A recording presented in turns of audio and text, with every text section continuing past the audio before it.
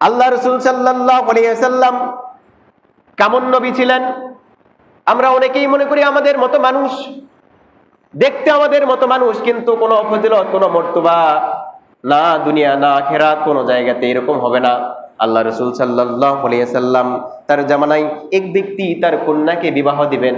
বিবাহ দেওয়ার সময় তিনি তার কন্যার শরীরে এরকম ভাবে যে সুগন্ধি ব্যবহার করবেন, এই সুগন্ধিটা ছিল না। আল্লাহ রাসূল সাল্লাল্লাহু আলাইহি সাল্লামের দরবারে যখন আসলেন, আল্লাহ রাসূল সাল্লাল্লাহু আলাইহি সাল্লাম বললেন, তুমি বাড়িতে যাও, একটা বোতল নিয়ে এসো। আল্লাহ রাসূল সাল্লাল্লাহু আলাইহি সাল্লাম শরীর থেকে এই সুগন্ধিটা দিয়ে দিলেন। সুবহানাল্লাহ বলেন।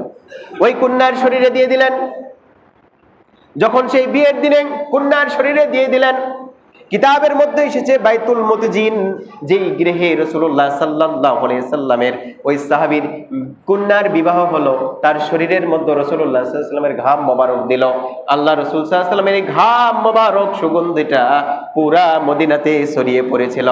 তাই সকলে ওই বাড়িটাকে বলা হয় বাইতুল মুতজিন, আতর ভবন বলা হয়। সুবহানাল্লাহ। আমাদের শরীরের ঘাম কেউ নিবে? কেউ নিবে না। আমাদের শরীরে ঘাম হচ্ছে দুর্গন্ধ।